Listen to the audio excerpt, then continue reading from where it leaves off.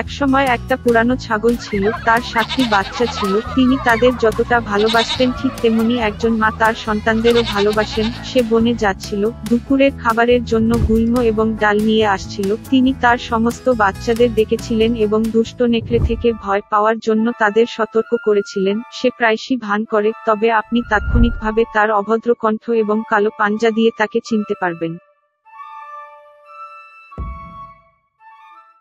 বাচ্চারা সমস্ত কিছু বোঝে এবং তাদের মাকে আশ্বাস দেয় যে তারা খুব যত্নবান হবে। পুরানো ছাগল শান্তভাবে রওনা। অল্প সময় কেটে গেল, হঠাৎ কেউ দরজায় কড়া নাড়ল এবং একটি অভদ্র কণ্ঠে চিৎকার করল যে বাচ্চাদের তাৎক্ষণিকভাবে এটি খোলার উচিত, কিন্তু রুক্ষ স্বর থেকে বাচ্চারা বুঝতে পেরেছিল যে এটি একটি নেকড়ে। তারা জবাব দিয়েছিল যে এটি মায়ের কণ্ঠ নয়, তার কণ্ঠটি সদয় এবং সরু ছিল এবং এই কণ্ঠটি অত্যন্ত অভদ্র, যার অর্থ এটি একটি নেকড়ে। তারপরে নেকড়ে বণিকের কাছে গেল এবং নিজেকে এক বিশাল টুকরো চক কিনে দিল। তিনি তা খেয়েছিলেন এবং তার কণ্ঠ পাতলা হয়ে গেছে। তিনি বাড়ি ফিরে এলেন, দরজা কুপোকাত এবং একটি পাতলা স্বরে কিডস জিজ্ঞাসাটি ওপেন করলেন। নেকড়ে জানালার পা রেখেছিল এবং অপেক্ষা করে। বাচ্চারা তাকে দেখে এবং উত্তর দিয়েছিল যে মায়ের পাঞ্জা কালো নয়, সাদা ছিল, যার অর্থ এটি একটি নেকড়ে। অতঃপর নেকড়ে দৌড়ে বেকারির কাছে গেল এবং তাকে কিছুটা আটা দিতে বলল। নেকড়ে তার পাটাকে আটা দিয়ে অভিষেক করল। ভিলেন তৃতীয়বারের মতো দরজার কাছে এসে তার সাদা পাটি জানালায় রেখে নক করলেন। তারা বাচ্চাদের দেখেছিল যে পাটি সাদা ছিল এবং তারা ভেবেছিল যে এটি তাদের মা। তারা দরজা খুলল, কিন্তু তাদের সামনে একটি নেকড়ে ছিল। তারা ভীত হয়ে সমস্ত দিক থেকে ছড়িয়ে ছিটিয়ে শুরু করলো। একটি বাচ্চা টেবিলের নিচে ঝাঁপিয়ে পড়েছিল, অন্যটি বিছানায়, তৃতীয় চুলার উপরে, চতুর্থটি রান্নাঘরে, পঞ্চমটি পায়খানাতে, ষষ্ঠটি ডুবির নিচে এবং দাদুর ঘড়িতে সপ্তম লুকিয়ে আছে। কিন্তু নেকড়ে সব খুঁজে পেয়েছিল, তার চোয়াল খুলেছিল এবং একে একে গ্রাস করেছিল। কেবলমাত্র একটি জিনিস তিনি খুঁজে পেলেন না, সবচেয়ে কনিষ্ঠ, যিনি ঘড়ির মধ্যে লুকিয়েছিলেন। তার ভরাট খেয়ে নেকড়ে চলে গেল। সে গাছের নিচে সবুজ ঘাড়ে প্রসারিত হয়ে ঘুমিয়ে পড়ল। শীঘ্রই বন থেকে একটি পুরানো ছাগল বাড়িতে এল। ওখানে কি দেখেছিল? দরজা প্রশস্ত ছিল। টেবিল, চেয়ার, বেঞ্চগুলি উল্টে দেওয়া হয়েছিল, ওয়াশবেসিনটি ভেঙে দেওয়া হয়েছিল, বালিশ এবং কম্বল বিছানা থেকে ফেলে দেওয়া হয়েছিল। তিনি তার বাচ্চাদের সন্ধান করতে শুরু করলেন, কিন্তু সে কোথাও খুঁজে পেল না। আমি তাদের নামে ডেকেছিলাম, কিন্তু কেউ উত্তর দেয়নি। তিনি ঘড়ির কাঁটা পর্যন্ত উঠেছিলেন এবং এর প্রতিক্রিয়ায় কনিষ্ঠ বাচ্চাটির একটি পাতলা স্বর ছিল। তিনি তাকে সেখানে থেকে নিয়ে গিয়েছিলেন এবং তিনি বলেছিলেন যে একটি নেকড়ে এসে সবাইকে খেয়ে ফেলল। ছাগলটি কিভাবে তার দরিদ্র বাচ্চাদের জন্য কাঁদল। অবশেষে সে বাসা থেকে চলে গেল এবং সবচেয়ে কনিষ্ঠ ছাগল তার পেছনে ছুটল। তিনি ঘাড়ে ঘাটে এসে দেখলেন একটি নেকড়ে গাছের কাছে শুয়ে শুয়েছিল, যাতে ডাল কাঁপছে। তিনি চারদিক থেকে তার দিকে তাকিয়ে দেখলেন যে তার খোলা পেটে কিছুটা চলছিল এবং ভেসে উঠছে। তিনি অনুমান করেছিলেন যে এগুলি তার সন্তান এবং তারা এখনো বেঁচে থাকতে পেরে খুব খুশি হয়েছিল। তিনি বাচ্চাটিকে যত তাড়াতাড়ি সম্ভব বাড়িতে চলে যেতে এবং কাঁচি, একটি সূচ এবং সুতো আনতে বললেন। এরপরে ছাগলটি নেকড়েদের পেট কাঁচি দিয়ে কাটল এবং সেখানে থেকে একটি বাচ্চা তার মাথা আটকে গেল এবং তারপরে অন্যরা লাফিয়ে উঠল। 6টি, এবং তাদের সাথে খারাপ কিছু ঘটেনি। কি আনন্দ ছিল! তারা মাকে জড়িয়ে ধরে লাফিয়ে লাফিয়ে নাচতে লাগলো।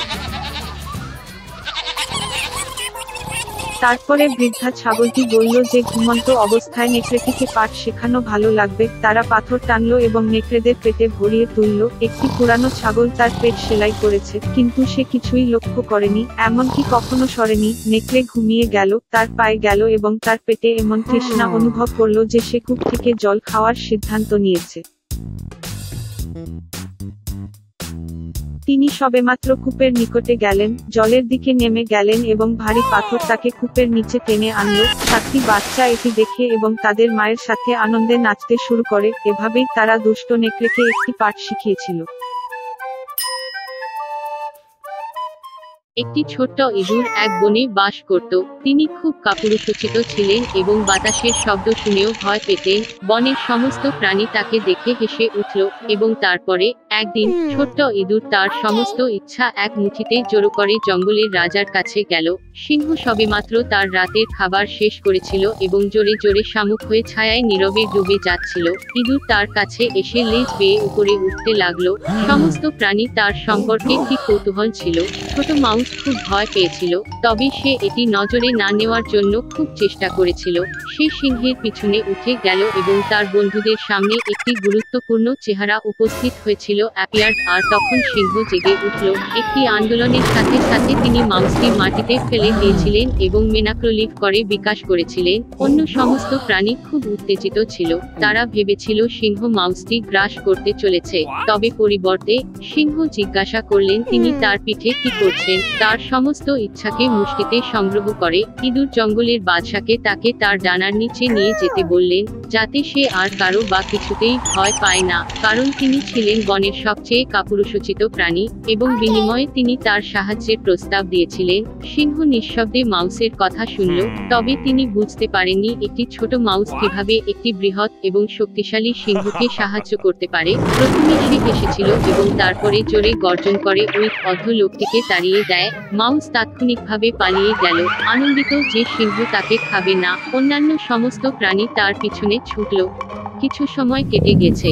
সিংহ ক্ষুধার্ত হয়ে শিকারে গেল, কিন্তু শিকারীদের দ্বারা নির্ধারিত ফাঁদটি তিনি লক্ষ্য করেননি এবং তাতে পড়ে গেলেন। পশুর রাজা বাতাসে ঝুলন্ত শিকারের জালে ধরা পড়ল। তিনি এ থেকে বেরিয়ে আসার চেষ্টা করেছিলেন, কিন্তু তা করতে পারেননি। আর যেহেতু সিংহটি জঙ্গলের রাজা ছিল, তাই সে সাহায্যের জন্য চিৎকার করতে নিজেকে আনতে পারেনি। এছাড়া শিকারীরা তার কথা শুনতে পেত। প্রাণীগুলি সিংহটিকে দেখেছিল, কিন্তু কেউ তার কাছে আসতে সাহস করেছিল না এবং সিংহ ভাগ্যকে বিশ্বাস করার সিদ্ধান্ত নিয়েছে। কিছুই না করে দুর্ঘটনাক্রমে বেশ একটি ছোট মাউসটি কাছাকাছি ছিল।